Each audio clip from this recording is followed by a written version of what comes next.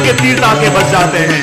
ये स्थान कोई साधारण स्थान नहीं रहा, ये स्थान वो स्थान अब बन चुका है कि जिसका आश्रय करने के लिए सारे ब्रह्मांड के तीर्थ यहाँ आ चुके हैं।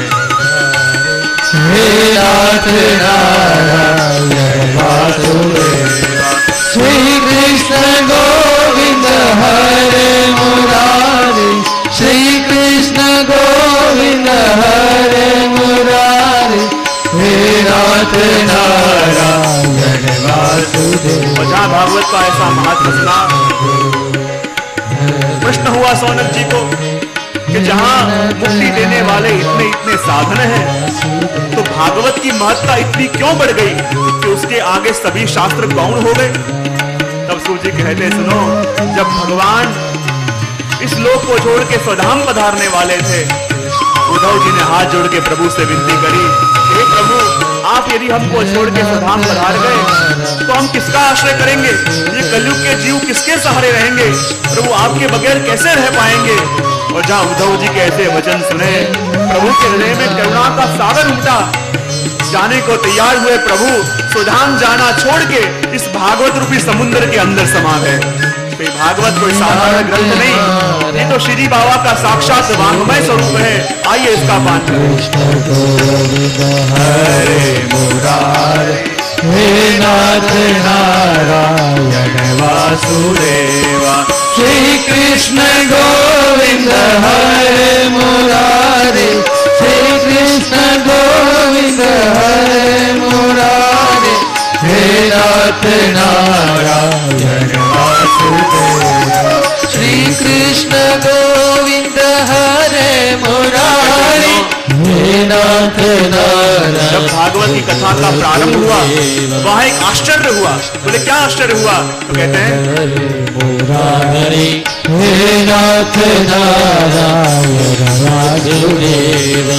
एवं नगाः श्रवणोरुधर्मे प्रकाशमाने ऋषिभिः सभायाम् आश्चर्यमेकं समभुक्तदानीं तदुच्यते शृणु सौनक।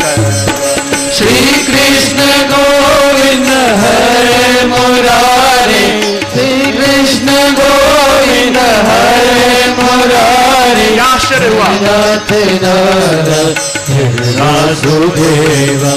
भक्ति स्तुतौ तौ गरुणौ गृहीत्वा प्रेमैकरूपा सहसा विरासे, श्री कृष्ण गोविंद हरे मुरारे, नाथेति नामानि मुरवर। श्री कृष्ण गोविंद हरे मुरारी, हे नाथ नारायण वासुदेवा। और यहाँ भागवत कथा का प्रारंभ हुआ। इस कथा के प्रभाव से, इसी कथा के अर्थों में से स्वयं भक्ति महारानी अपने युवा हुए ज्ञान वैराग्य पुत्र को लेके मध्य में प्रकट हो गई। और जहाँ भक्ति महारानी को देखा, सभी कथा का श्रवण कर रहे जीव प्रसन्न हो गए। भक्ति महारानी ने देखा, इस कथा के प्रभाव से मैं यहाँ प्रकट तो हो गई हूँ, पर मेरे बैठने के लिए तो कोई जगह नहीं है। हे देवर्षि, ऐसी कोई जगह बताओ कि जहाँ मैं अपने ज्ञान और वैराग्य नाम के दोनों पुत्रों के संग बैठ पाऊँ। तब नारद जी ने कहा, देखो भक्ति महारानी, इस कथा के प्रभाव से आप प्रकट तो हुई हो, और आपको बैठने का भी ऐसा स्थान दूं कि आप बैठोगे तो आप भी प्रसन्न हो जाओगे और वो स्थान भी धन्य हो जाएगा। भक्ति महारानी ने कहा, मैं कहाँ बैठूं?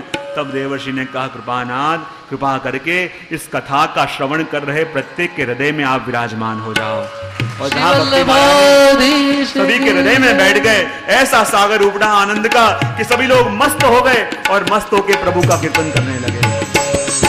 श्री कृष्ण गोविंद हरे मुरारी, श्री कृष्ण गोविंद हरे मुरारी, हे नाथ नारायण वासुदेवा।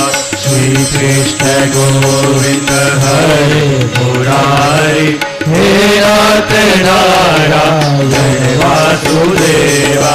श्री कृष्ण गोविंद हरे मुरारी, हे नाथ नारायण वासुदेवा।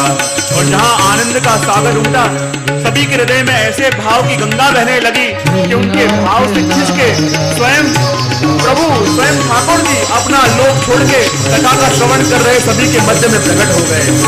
सामने पित्त पीताम्बर धारण करके प्रभु खड़े हैं, लेकिन आज प्रभु के दर्शन में जो सुख नहीं मिल रहा, वो सुख मस्त बन के प्रभु के नाम लेने लग रहा है। सभी लोग गा रहे हैं, हे नाथ नारायण वासुदेवा, हे नाथ नारायण वासुदेवा, हे नाथ नारायण वासुदेवा। बोलिए भागवत भगवान की जय। फिर प्रश्न आया, कृपा करके बताओ ये भागवत की कथा किन किन को पावन करती है? तब कहा, प्रश्न तो तुमने बहुत सुंदर पूछा है, पर क्या करूं, अभी समय हो गया है, इसलिए इसका उत्तर मैं तुम्हें कल 3:30 बजे बराबर दूंगा। तो इतना ही कह के 3 बजे, हाँ, कल एक विशेष सूचना देनी है, क्योंकि कल तीज के हिसाब से कईयों को जल्दी जाना होता है, इसलिए निर्णय हुआ है कि कल कथा का समय रहेगा 3 से लेके 6, हाँ 6:30। कल कथा का क्रम 3 से, जो तीज का क्रम रहता है आपका, वो भी हो पावे। तो इतना ही कह के